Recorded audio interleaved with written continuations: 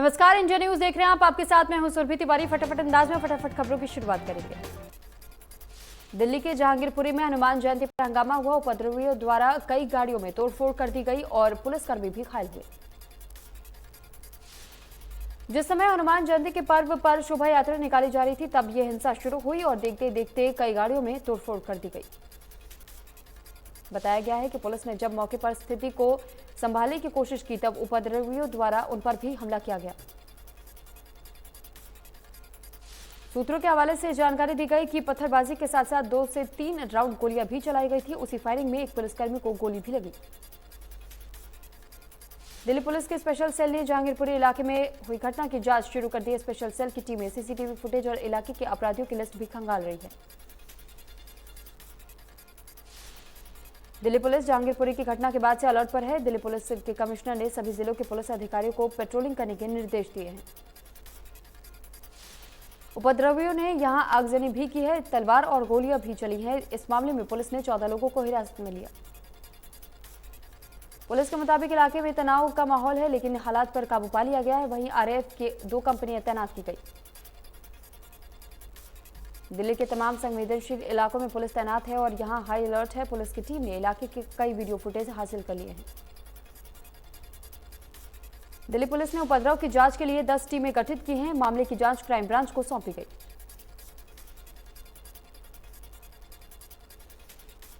वहीं दिल्ली में बवाल के बाद से एनसीआर में अलर्ट जारी कर दिया गया है। गाजियाबाद और नोएडा में प्रशासन को किया गया सतर्क। बॉर्डर पर सख्ती बढ़ाने के निर्देश जारी किए गए।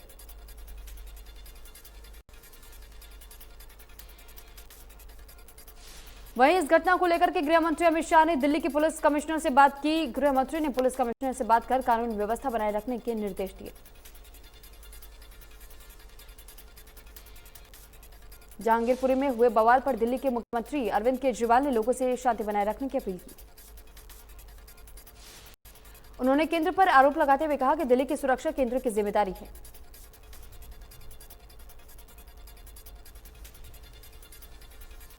ब्रिटेन के प्रधानमंत्री बोरिस जॉनसन 21 अप्रैल को भारत आ रहे हैं। पीएम जॉनसन के 2 दिनों के दौरे की शुरुआत गुजरात से होगी। प्रधानमंत्री बनने के बाद से बोरिस जॉनसन पहली बार भारत के दौरे पर आ रहे हैं। अपने इस दौरे के दौरान बोरिस जॉनसन भारत और ब्रिटेन के बीच संबंधों को और मजबूत करने की कोशिश करेंगे। वहीं रूस और यूक्रेन के बीच जारी युद्ध के मद्देनजर बदलते वैश्विक परिदृश्य पर भी चर्चा करेंगे। प्रधानमंत्री मोदी के साथ बैठक के दौरान जॉनसन मुख्य रूप से आर्थिक, डिफेंस, सिक्योरिटी और तकनीकी सहयोग के मुद्दे पर चर्चा करेंगे।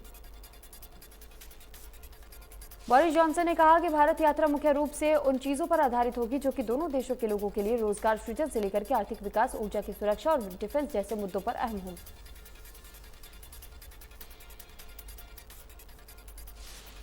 यूक्रेन और रूस के बीच 53वें दिन भी भीषण जंग जारी। यूक्रेन के कई शहर बर्बाद हो चुके हैं। कई शहरों में हालात बेहद खराब है। चरखी दादरी के मंगल मार्केट में अधिकारी सम्मेलन का आयोजन किया गया, जिसमें कि पूर्व केंद्रीय मंत्री विनोद शर्मा ने शिरकत की।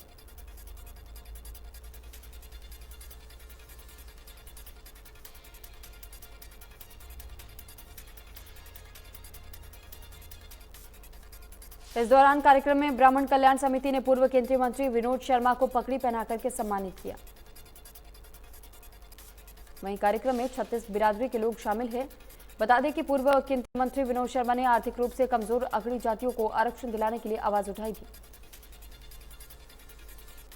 जिसके बाद से सरकार ने ईबीपीजी को 10% आरक्षण देने का फैसला किया था और आरक्षण मिलने पर सैकड़ों युवाओं को नौकरियां भी मिली थी। चरखी दादरी के मंगल मार्केट में अधिकारी सम्मेलन का आयोजन किया गया, जिसमें कि पूर्व केंद्रीय मंत्री विनोद शर्मा ने कहा कि संघर्ष में लोगों के साथ हमेशा रहूंगा। परिवहन मंत्री मूलचंद शर्मा ने कहा कि बल्लभगढ़ में सरकारी स्कूलों की कायाकल्प को लेकर के ऐतिहासिक कार्य चल रहे हैं। साथ ही उन्होंने कहा कि मुख्यमंत्री मनोहर लाल ने करीब 17 करोड़ की लागत से 4 स्कूलों की नई इमारत बनाने को हरी झंडी देते हुए बजट मंजूर किया। बल्लभगढ़ की राजकीय कन्या वरिष्ठ माध्यमिक विद्यालय सेक्टर 22 में करीब 64 नए कमरे के लिए 768 लाख रुपए मंजूर किए गए। कैथल की पुरानी अनाज मंडी में हैफेड के गोदाम से आरती का 20 क्विंटल गेहूं कम होने का मामला सामने आया। आरती मनोज सिंगला ने बताया कि उसने एक्सटेंशन मंडी में ट्रक हैफेड में लगा रखा था, जिसमें कि 683 कट्टे लोड करवाए गए थे, लेकिन बाद में हैफेड की तरफ से सूचना दी गई कि ट्रक में 20 क्विंटल गेहूं कम है। वहीं जब मामला हैफेड डीएम के संज्ञान में पहुंचा तो डीएम ने इंस्पेक्टर पर कार्रवाई की बात कही और आढ़ती को क्लीन चिट दी है। मंडियों में गेहूं खरीद और उठान को लेकर के लगातार आ रही परेशानियों के बीच हैफेड चेयरमैन कैलाश भगत एक्शन में नजर आए। उन्होंने कैथल की मंडियों का जायजा लिया और उठान संबंधी समस्याओं को लेकर के अधिकारियों को निर्देश दिए। साथ ही उन्होंने कहा कि गेहूं की खरीद के दौरान जो भी अधिकारी कर्मचारी कोताही बरतेगा और बिना वजह किसानों और आढ़तियों और मजदूरों को तंग करेगा, उसके खिलाफ नियमानुसार कार्रवाई की जाएगी। हैफेड की तरफ से उठान की कोई समस्या नहीं है। 62% उठान हो चुका है और उसका 93% भुगतान कर चुके हैं। और साथ ही उन्होंने किसानों और आढ़तियों को किसी भी तरह की कोई भी समस्या नहीं आने के आश्वासन दिया है। उन्होंने इसके अलावा नगरपालिका चुनाव को लेकर के कार्यकर्ताओं के साथ में मीटिंग के दौरान उन्होंने कहा कि भाजपा सरकार किसान हितैषी है। हिसार जिले के मंडियों में गेहूं की आवक शुरू हो चुकी है, लेकिन इस बार पिछले साल के मुकाबले कम किसान मंडियों में गेहूं बेचने के लिए आ रहे हैं। मंडियों में गेहूं की खरीद सरकार की तरफ से निर्धारित न्यूनतम समर्थन मूल्य 2015 रुपए प्रति क्विंटल के हिसाब से की जा रही है। मार्केट कमेटी अधिकारियों के माने तो गेहूं कम आने के कारण गेहूं की पैदावार कम हुई है। किसानों ने गेहूं को स्टॉक कर लिया है। अब तक 1782 क्विंटल आ चुकी है गेहूं। थानेसर अनाज मंडी में गेहूं का उठान नहीं होने से किसान और आढ़ती परेशान है। व्यवस्थाओं का जायजा लेने के लिए विधायक सुभाष सुधा ने अनाज मंडी का निरीक्षण किया। वहीं मंडी में जो भी खामियां मिली उसको लेकर के उन्होंने अधिकारियों को फटकार लगाई है। किसानों और आढ़तियों ने गेहूं का उठाव नहीं होने के चलते विधायक को शिकायत की थी। विधायक ने कहा कि गेहूं खरीद को लेकर के किसी प्रकार की हुई लापरवाही को बर्दाश्त नहीं किया जाएगा। उन्होंने कहा कि लापरवाही के खिलाफ सख्त कार्रवाई की जाएगी। कैथल की अनाज मंडी में गेहूं का उठाव नहीं होने से मंडी में किसान परेशान हैं। मंडी में कुल 10 लाख क्विंटल गेहूं पहुंचा है, जिसमें कि 6 लाख क्विंटल गेहूं का उठान हुआ है। बहादुरगढ़ सेक्टर 28 में पानी की किल्लत से लोग परेशान हैं। सेक्टर 28 की फोर्ट एशिया नाम की रेजिडेंशियल सोसाइटी में जल आपूर्ति विभाग का कनेक्शन न होने के कारण पिछले 5 दिन से पीने के पानी की सप्लाई बंद है। गर्मी में पानी की सप्लाई न होने की वजह से लोग महंगे दामों पर पानी खरीदने को मजबूर है। इसके चलते लोगों ने सोसाइटी प्रबंधन के खिलाफ शहर के लाइनपार थाने में शिकायत दी है। प्रदेश में इन दिनों भीषण गर्मी पड़ रही है और गर्मी के चलते पानी की खपत भी बढ़ गई है। इसी बीच करोड़ों रुपए की लागत से तैयार लघु सचिवालय में पिछले 4 से 5 दिनों से पानी सप्लाई नहीं की गई। ये भवन प्रदेश का पहला आईएसओ सर्टिफाइड भवन है, लेकिन पिछले करीब 4 से 5 दिनों में इस आलिशान लघु सचिवालय भवन में अधिकारी और कर्मचारी पीने के पानी के लिए भटक रहे हैं। वहीं उपायुक्त अजय कुमार ने जन स्वास्थ्य अभियंत्रिका विभाग के अधिकारियों और कर्मचारियों को पानी की आपूर्ति जल्द से जल्द कराने के आदेश ही नहीं दिए हैं, बल्कि जमकर के लताड़ भी लगाई है। अप्रैल का महीना आधा निकल चुका है और गर्मी अपने शबाब पर आने लगी है। मौसम विभाग की चेतावनी जारी की है कि दिल्ली, पंजाब, हरियाणा और चंडीगढ़ में अगले कुछ दिनों तक लू की संभावना है, जबकि राजस्थान, मध्य प्रदेश समेत मध्य भारत राज्यों में गर्मी और बढ़ने वाली है। जबकि गुजरात, बिहार, छत्तीसगढ़ और झारखंड समेत उत्तर पश्चिम राज्यों में तापमान में 2 से 4 डिग्री सेल्सियस तक बढ़ोतरी हो सकती है। झज्जर में बिजली कट की वजह हाहाकार मचा हुआ है, जहां लोगों को चिलचिलाती गर्मी में भारी परेशानी उठानी पड़ रही है। रोहतक में बिजली की बढ़ती मांग के बाद बिजली वितरण निगम ने भी अभियान चलाया हुआ है, जिसके तहत बिजली चोरी और बकाया जैसी समस्याओं का निस्तारण किया जा रहा है। रोहतक जिले में करीब 670 करोड़ रुपए का बिजली बिल लोगों पर बकाया है। बताया जा रहा है कि भलौट गांव पर बिजली विभाग का सबसे ज्यादा बिल बकाया है। बालौट गांव के लोग पर करीब 43 करोड़ रुपए बकाया है। वहीं बिजली विभाग शहर और ग्रामीण क्षेत्रों में बिजली बिलों को लेकर रिकवरी करने को लेकर के डिफॉल्टरों के घरों और खेतों में बिजली के कनेक्शन काटे जा रहे हैं। सोना में टोल प्रशासन के मनमाने के चलते व्यापारियों का गुस्सा पूरी तरीके से उफान पर है। इस दौरान पंचायत में व्यापारियों ने सीधी चेतावनी दी है कि 18 अप्रैल को मामला नहीं सुलझा तो सोना का बाजार बंद कर प्रदर्शन किया जाएगा। हरियाणा कौशल रोजगार निगम के खिलाफ नगर पालिका कर्मचारी संघ के कर्मचारियों ने आवाज बुलंद कर दी है। वहीं सिटी मजिस्ट्रेट के माध्यम से मुख्यमंत्री को ज्ञापन भी सौंपा गया और ज्ञापन सौंपकर ठेका प्रथा खत्म करने के अलावा कर्मचारियों को पक्का करने की मांग की गई। बल्लभगढ़ के विजयनगर में मोबाइल टावर लगाए जाने का लोगों ने विरोध प्रदर्शन किया और कहा कि किसी भी सूरत में टावर लगने नहीं देंगे।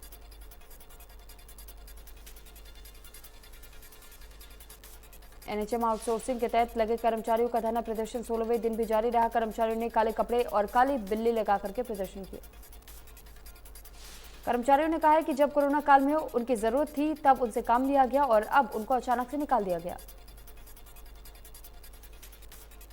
सिरसा के थेहड़ से हुड्डा के हाउसिंग बोर्ड के फ्लैट्स में शिफ्ट किए गए लोग इन दिनों पानी की किल्लत से जूझ रहे हैं। कॉलोनी वासियों ने कई बार प्रशासन से गुहार लगाई, लेकिन समस्या के समाधान नहीं होने से उन्होंने कॉलोनी के मेन गेट को आधे घंटे तक के लिए बंद कर दिया और प्रशासन के खिलाफ नारेबाजी की। नगर निगम में कौशल रोजगार निगम बनाए जाने के विरोध में गुरुग्राम नगर निगम के कर्मचारियों ने विरोध प्रदर्शन किया। कौशल रोजगार निगम और ठेकेदारी प्रथा और कच्चे कर्मचारियों को पक्का किए जाने जैसे मांगों को लेकर के गुरुग्राम नगर निगम के कर्मचारियों ने उपायुक्त के माध्यम से प्रदेश सरकार को ज्ञापन सौंपा। अब कुरुक्षेत्र जेल के कैदी लोगों की गाड़ियों में डीजल, पेट्रोल और सीएनजी भरेंगे। इसको लेकर के बकायदा कुरुक्षेत्र जेल में पेट्रोल पंप पर भी डीजीपी मोहम्मद अकील ने कहा है कि कुरुक्षेत्र में हरियाणा का पहला पंप लगाया गया है। ये प्रयोग सफल होने के बाद हरियाणा के 11 जिलों में भी पेट्रोल पंप लगाए जाएंगे। जुलाना के गांव लजवाना कलां और अकालगढ़ के खेतों में 2 दिन पहले लगी आग से सैकड़ों एकड़ खड़ी और कटी हुई गेहूं की फसल जलकर राख हो गई, जिसका जायजा किसान नेता गुरनाम सिंह चढ़ूनी ने लिया। इस दौरान खेत में मौजूद किसानों और ग्रामीणों ने किसान नेताओं से गुहार लगाई कि उन्हें उचित मुआवजा दिलाया जाए। किसान नेता गुरनाम सिंह चढ़ूनी ने सरकार और प्रशासन से मुआवजे की मांग की। फरीदाबाद में फिर सामने आई नगर निगम की लापरवाही। पाइप डालने के लिए खोदे गए 10 से 12 फीट के गड्ढे में गिरा 10 साल का मासूम बच्चा। आसपास के लोगों ने सीढ़ी डालकर बच्चे को बाहर निकाला। जस हत्याकांड में करनाल एसपी गंगाराम पुनिया ने बताया कि 4 साल के जस और उसकी बहन चाची अंजलि के घर गए थे, जहां जस की बहन वापस आ गई थी, लेकिन जस गेम खेल रहा था। एसपी ने बताया कि इसी दौरान उसकी चाची अंजलि ने चार्जर के वायर से जस का गला दबाया, लेकिन वायर ढीली रही तो दूसरी बार अंजलि ने उसी चार्जर से कसकर उसका गला दबाया और जस घर जाकर के सच्चाई न बता दे इसलिए उसने ऐसा किया। हत्या के बाद आरोपी चाची ने शव को एक बैग में पैक करके रख दिया। बाद में शव को दादी ने छत पर फेंकवा दिया था। फिलहाल मामले में पुलिस ने 3 लोगों को आरोपी बनाया है। एसपी ने बताया कि जांच अब भी जारी है। कैथल के गांव बूची में एक ही सरकारी स्कूल है और इस स्कूल में एक भी टीचर नहीं है। इस स्कूल में 17 महीने पहले एक टीचर अपना तबादला करा करके चला गया था और तब से स्कूल में कोई भी टीचर मौजूद नहीं है। वहीं स्कूल में कक्षा 1 से 5 तक के बच्चों की संख्या 25 है, लेकिन इन बच्चों को पढ़ाने के लिए एक भी टीचर उपलब्ध नहीं है, जिससे कि बच्चों के परिजन कहीं भी एडमिशन कराने की अब दूसरी जगह सोच रहे हैं। महेंद्रगढ़ में बिजली लटकते हाई टेंशन तार जनता के लिए परेशानी का कारण बने हैं। हालात ये हैं कि किसी के घर के ऊपर से तार गुजर रहे हैं तो कहीं तार रोड पर इतने नीचे लटके हुए हैं। किसानों के खेतों से गुजरने वाले 11,000 वोल्टेज के तारों से किसानों को भी फसल की बुआई और कटाई करते समय हमेशा खतरा बना रहता है, क्योंकि कई बार इन हाई वोल्टेज तारों से शॉर्ट सर्किट हो जाता है और हादसे का खतरा बना रहता है।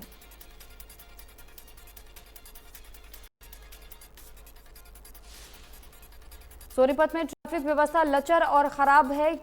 आए दिन चौक चौराहों पर जाम की स्थिति देखने को मिलती है, जिसकी वजह से घंटों जाम लगा रहता है। प्रदेश में अपराधों पर अंकुश लगाने के मकसद से पुलिस की तरफ से नाइट डोमिनेशन अभियान चलाया गया।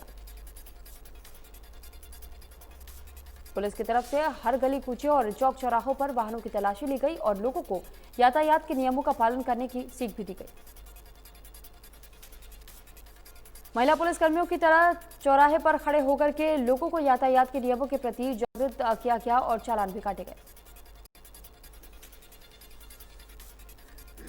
रोहतक के रेलवे रोड पर 3 दुकानों में आग लगने से हड़कंप मच गया। 3 दुकानों में एक घड़ी, साइकिल और ज्वेलर्स की दुकान थी।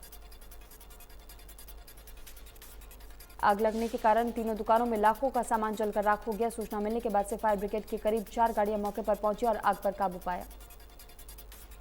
फरीदाबाद के सेक्टर में निर्माणाधीन बिल्डिंग में गिरकर एक मजदूर की मौत हो गई है। बताया जा रहा है कि निर्माणाधीन बिल्डिंग की 8वीं मंजिल पर बिहार के कटिहार का निवासी एक मजदूर काम कर रहा था।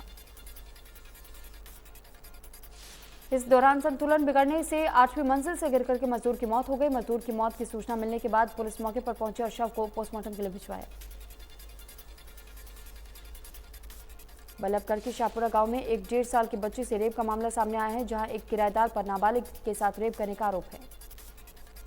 जानकारी के मुताबिक जिस वक्त बच्ची के साथ रेप हुआ उस वक्त घर पर कोई भी नहीं था। फिलहाल पुलिस ने पीड़ित परिजनों की शिकायत पर मामला दर्ज कर लिया और आरोपी को गिरफ्तार कर लिया है।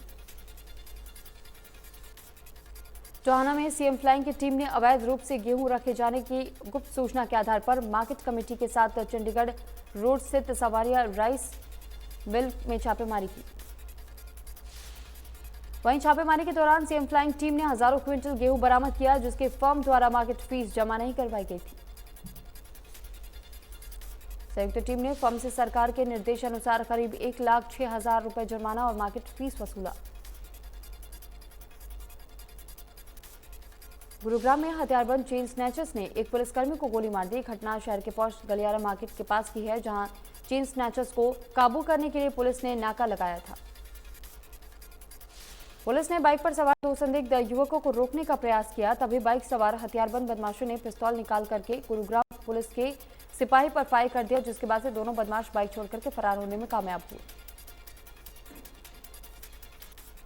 घायल पुलिसकर्मी को अस्पताल में भर्ती कराया गया। फिलहाल वारदात के बाद शहर भर में पुलिस नाकों पर व्यवस्था चाक चौबंद किए गए। भारत में पिछले 24 घंटे में कोरोना वायरस के 1,150 नए मामले सामने आए, 11,000 से ज्यादा एक्टिव केस। हरियाणा में कोरोना के 202 नए केस सामने आए हैं, 112 मरीजों ने कोरोना को मात दी है। गुरुग्राम में कोरोना को 171 नए मामले सामने आए हैं और 89 मरीजों ने कोरोना को मात दी है।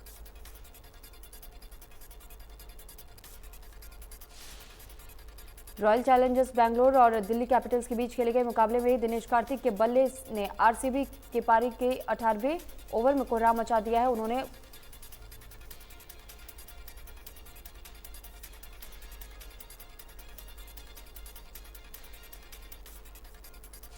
आरसीबी और दिल्ली कैपिटल्स के रोमांचक मैच में बेंगलुरु ने शानदार खेल दिखाते हुए 16 रनों से जीत दर्ज कर ली है। मैच में विराट कोहली ने 7.5 फीट ऊंची छलांग लगाते हुए एक हाथ से कमाल का कैच लपका।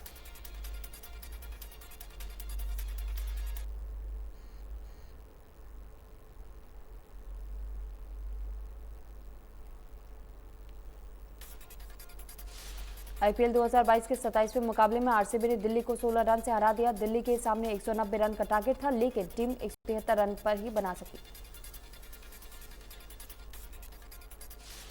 दिल्ली के इस हार के सबसे बड़े जिम्मेदार ऋषभ पंत रहे। उनका एक कैच छोड़ना उनकी टीम के लिए काफी भारी पड़ गया।